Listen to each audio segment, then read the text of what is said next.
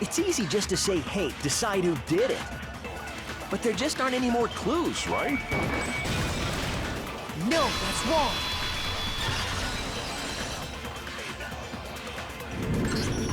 There still might be one clue left. Sayaka's dying message. Dining? Wait, what did you say? The dying message. She wrote something on the wall behind her, remember? 11037. Written in her own blood. There must... Well, before we get too far into that, I need to ask, can we really be sure that Sayaka is the one who wrote it?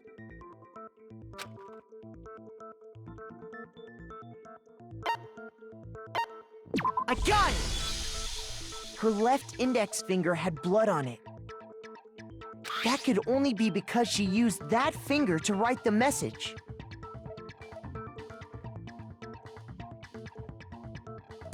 I see. She broke her right wrist during the fight, so she'd have to use her left hand to write.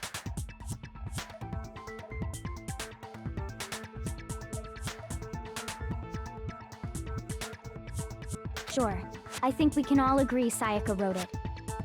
But still...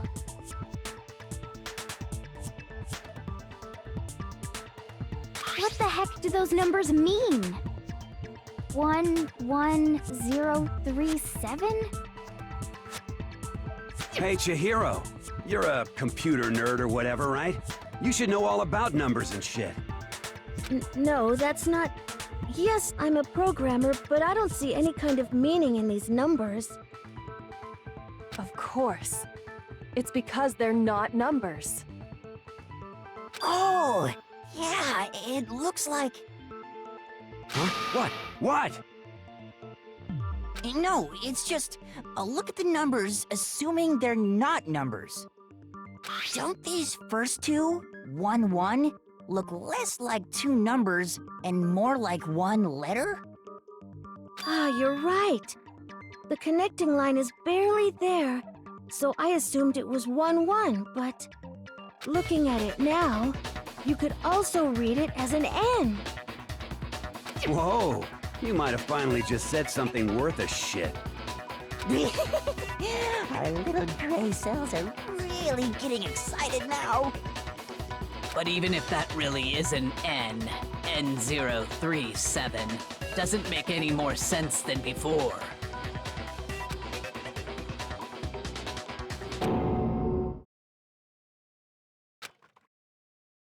Rotate the image 180 degrees.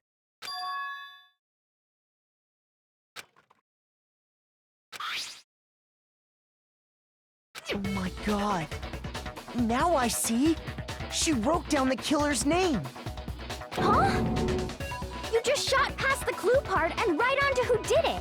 So, whose name did she write?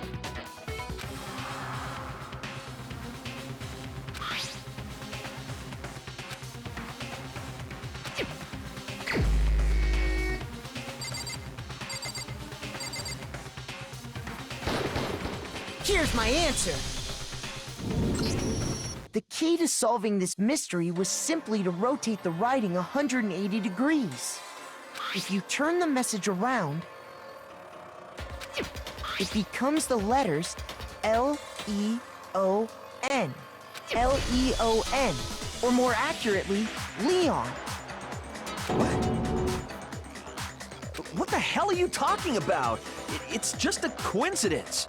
It's just a bunch of random squiggles that happen to look like my name. No, it's not random at all. She wrote that message on the wall behind her as she was leaning up against it. In that position, she couldn't move to write normally, and had to write upside down, as it were. And as a result, when you look at it standing in front of her, it ends up getting flipped. Try it for yourself if you want. Write something sitting like her, and the letters will be inverted. That sounds like one hell of a stretch to me. I'm the killer? You can't just go and say shit like that. If you're not the killer, then why did you try to destroy the evidence? Huh? You know what I'm talking about, right, Makoto? The evidence Leon tried to get rid of?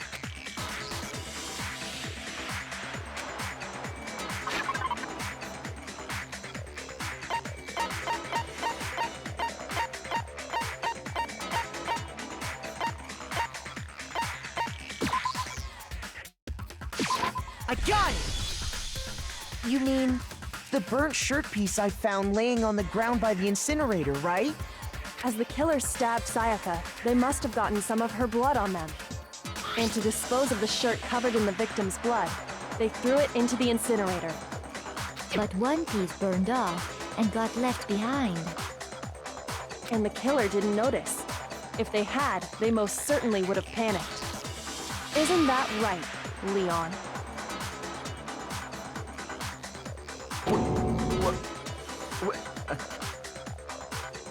But is one scrap of fabric enough to conclude that Leon is guilty? Yeah, I mean, Leon's not the only one wearing a white button-up. That's right. There are plenty of other people here with shirts like mine. With just that one little charred piece, there's no way you can say for sure who it belongs to. You're right. That alone isn't enough. But there are some other points that may reveal the truth. Are you finally starting to understand? The answers to all the riddles are right here. Yeah, I think so.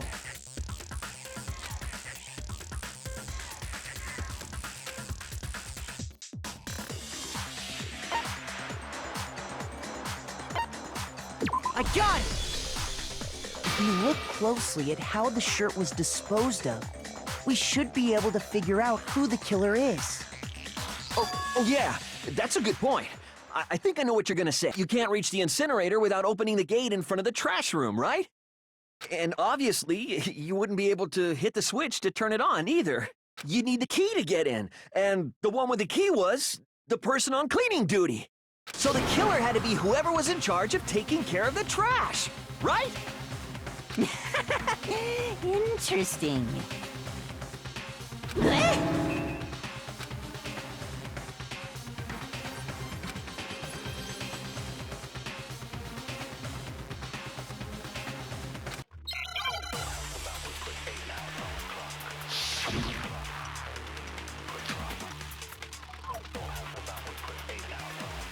The key to the trash room. Whoever was on cleaning duty must have had it, right? So the only one who could get to the incinerator was the person in charge of the trash? And you'd have to get close to the incinerator. No, that's wrong!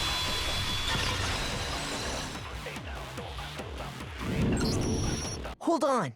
I think I know how someone could dispose of the evidence without using the trash room key. But if you can't get past the gate, you couldn't possibly turn on the incinerator, could you? Yes, you could. If you used this. What is it, some kind of glass ball? It's busted to hell. Actually, it was supposed to be a crystal ball, but, But how would you use it?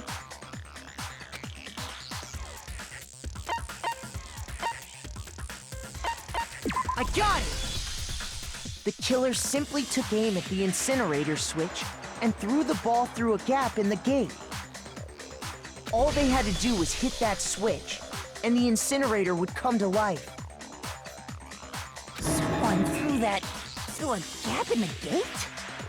Remember what you said before, Hifumi?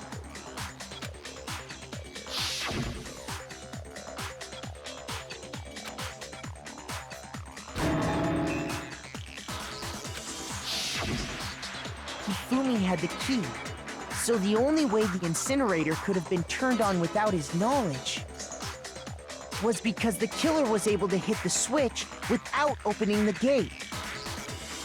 Once they gotten the incinerator going, all they had to do was ball up the shirt and toss it in.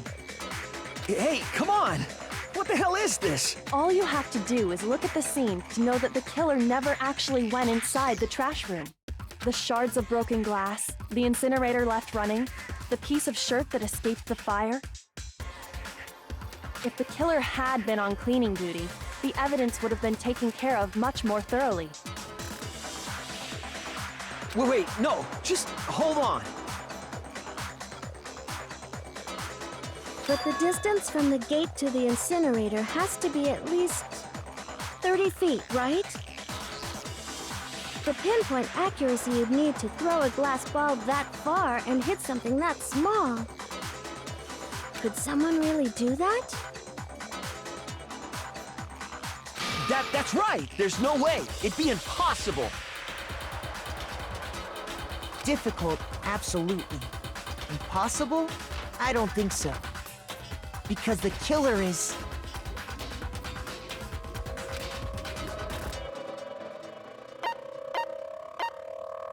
I got it! Because the killer is the ultimate baseball star. Isn't that right, Leon?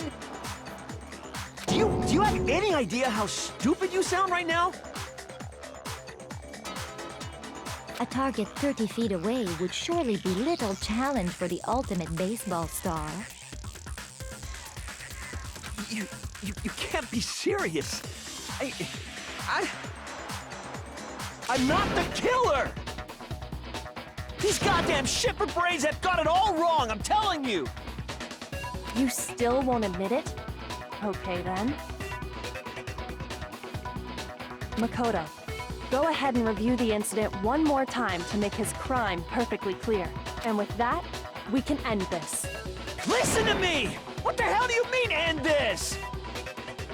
Say what you want, Leon. But all the questions have been answered, and the truth has been revealed.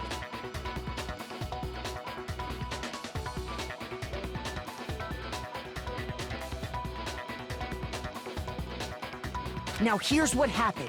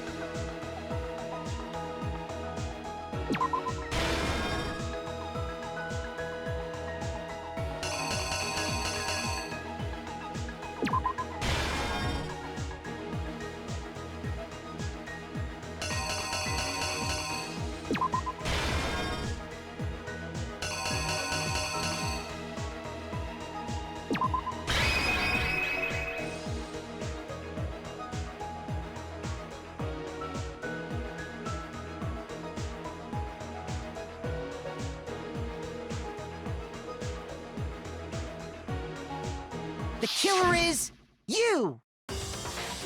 I think I'd better take one more look back at the case from the beginning.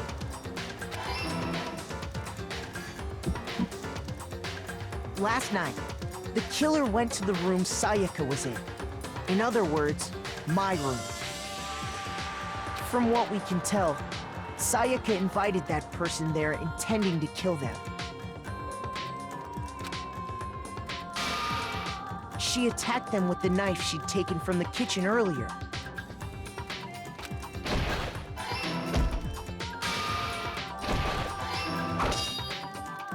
But then something happened that she wasn't prepared for.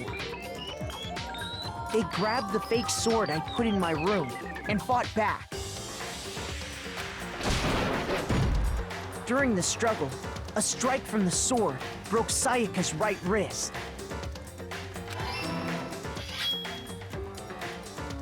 And that's when she lost her grip on the kitchen knife.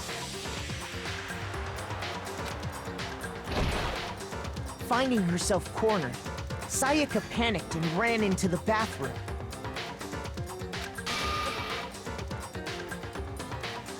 The killer went after her, but couldn't get the bathroom door open. What they didn't know was that my bathroom door got stuck easily, and there was a trick to opening it. Sayaka knew about that because I told her, but of course the killer had no way of knowing. So instead, the killer forced the door open, took the kitchen knife,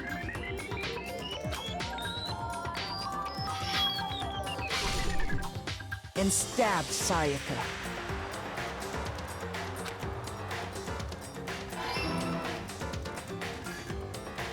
But with what strength she had remaining, Sayaka left a dying message. To keep the killer from noticing, she wrote it on the wall behind her.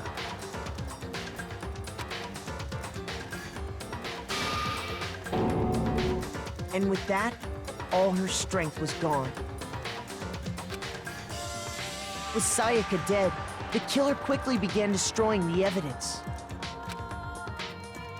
First, they took off their shirt, which was covered in their victim's blood.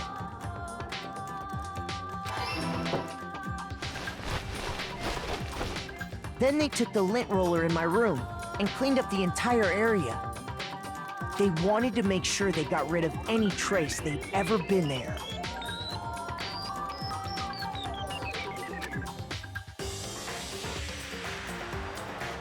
Afterwards, the killer headed to the trash room to destroy their bloody shirt. They tried to burn the shirt using the incinerator there. But the trash room was blocked off by an especially sturdy gate, preventing access to the incinerator. So they came up with a plan to use Hiro's crystal ball, which he'd left in the laundry room. The killer managed to throw the ball through the gap in the gate and hit the incinerator switch. For any normal person, that'd be an impossible throw, but the killer had the confidence to take a shot. And that's because the killer was the ultimate baseball star. The crystal ball, thrown with absolute precision, hit the switch on the incinerator, which then quickly roared to life.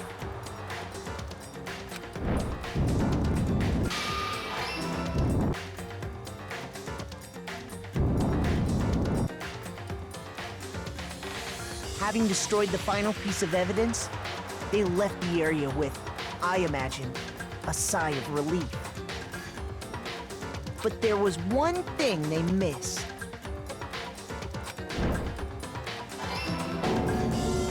Part of the shirt they'd thrown into the fire burnt away and fell out of the incinerator. The killer didn't notice this, and so left behind a piece of indisputable evidence.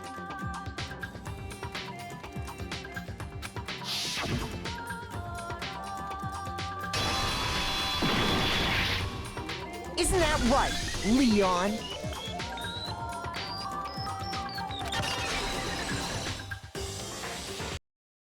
It would appear that Hiro simply forgot his crystal ball in the laundry room. You went there to try and wash the blood out of your shirt, and that's where you saw it, right? Seeing the ball, you thought of a way to take care of everything. So, Leon, do you object to anything that's been said? Do I object? Hell yes, I object! Of course I do! I object! I object! I object! I mean, all of this is just a bunch of stupid theories. You need evidence. Where's the evidence? Without evidence, it's all bullshit. It's bullshit, and I refuse to acknowledge it. Well then, I guess this is as good a time as any to present the evidence that proves you did it. Makoto, I believe you're in possession of that evidence.